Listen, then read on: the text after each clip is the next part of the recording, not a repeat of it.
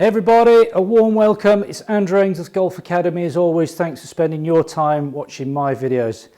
Today was quite a big day for me. I've been doing a test on some drivers, which we'll tell you about in a minute, which a lot of people have been saying do a head-to-head. Let me tell you about how I feel about doing head-to-head comparisons.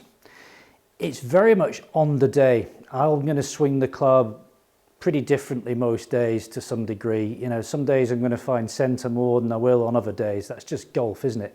So my biggest problem with doing head-to-head comparisons is trying to get enough swings which are similar to give a fair comparison between all three clubs that I've hit today.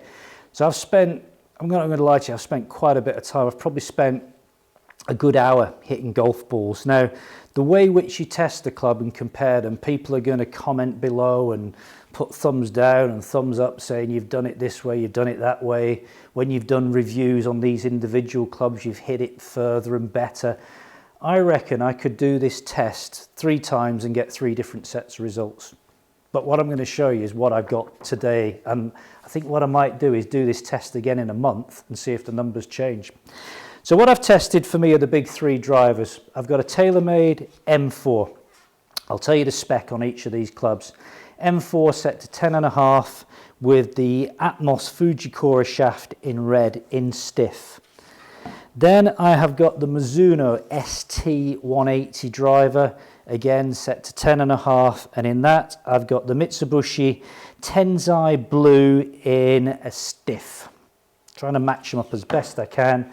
And then the third club in the test today is the Ping G400 standard head, not the max. I've got it fitted with a stock Tour 65 shaft in stiff. Lengthwise, 45 3/4 in the Taylormade, 45 in the Mizuno, 45 in the G400, all fitted with standard grips. Callaway Chrome Soft 2018 balls on the deck. So off I went. Now, the way you do this, you could do it in a number of ways, couldn't you? You could hit like 30 balls of each and take every bit of data and see how it balances out.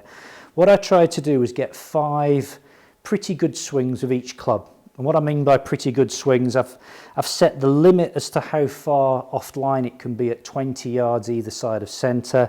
Any massive toe strikes, bottomy heel ones I've taken out. So all these strikes that I've got are pretty good. I would rate them at 7, 8, 9 out of 10 in terms of striking for me. So let's bring up some data on the screen for you, and shall we talk a little bit individually about each club. We started with the Taylormade M4. Let's look at some parameters. Club head speed 102.9, let's call that 103. Let's drop down onto the Mizuno. We'll call that 102. We'll round that up, club speed, and then we got 104 with the G400. Now, I put that down to the turbulators on the Ping G400, creating that little bit of extra speed. It's not a lot, is it? It's 2 miles over the Mizuno and it's 1 mile over Taylormade. But there was, again, if you look at the data, I had one in particular with the G400 where I swung it at 105.6. Closest I got on any of the others was like 103. I got a 105 with a Taylormade. So again, there's the counter argument to say that was just a particularly good swing. This is what we're going to see here. So club speed, all in all, very, very similar. So that was pretty fair. Let's go down to launch angle. Taylormade launch angle, average 12.3. Mizuno ST180, average 12.7. And Ping G400 launched at 11. Again, if you look through the numbers there's going to be peaks and troughs, but I think that's pretty fair. The backspin rate. Let's look at the total spin rate on here. So with the Taylormade, I'm going to round these up. 2,600 with the Taylormade, 2,500 with the Mizuno, 2,550 with the G400. Incredibly similar. Peak height, 31 Taylormade, 30 Mizuno, 28 with the Ping. Okay, now we go into the carry distances. 250 Taylormade, 248 with the Mizuno, and 252 with the Ping. So, should we talk about direction, dispersion? Average with the Taylormade 3 yards to the right. Average with Mizuno was 5-6 yards to the left, and ping was the straightest just by a bit at 1 yard offline. So what can we sum up from that test? I think what we can sum up from that test is that all 3 of those drivers are very good. That's what I would sum up, and you might think, well, what a waste of time because you can't pick one. I could use any one of these 3 drivers and not have a problem with it. If I had to pick one today, I would pick the ping. Why? Because for me, it just felt the most solid. I got some of my biggest drives with that. I got a couple of 257 carries. You know, got 2 of those, and it just felt the best on the day. But as I say, I could do this test tomorrow. That could be the Taylormade. Do it on Monday, could be the Mizuno. They're all very super drivers. Remember that price-wise in the UK, these all retail exactly the same, right? £349 I sell each of these drivers for. So they're all vying for the same sort of market. What do you think of that? Are you surprised? Did you think one had come out better than the other? Or do you think that is pretty predictable that all those 3 drivers came out with the same sort of numbers? As I say, this comes down to the human on the end of the club, the person hitting it.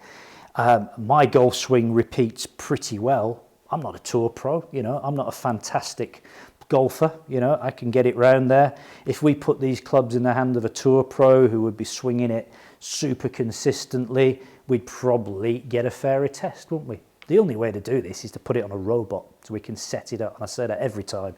Get it on a robot, but the problem is getting a manufacturer. They probably test them in private, these clubs. I'm sure they do against their competition, but are they going to publish the results? I don't think so.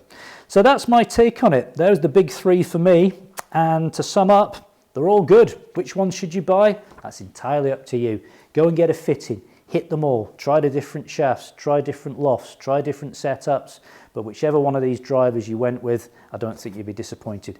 Thanks for watching. Don't forget to hit that subscribe button if you haven't done so already. We're growing this channel really well, folks, but I need your help to keep growing it, and the only way I can do that is to get more viewers, more subscribers, more thumbs up, more comments. So if you like to do that, great.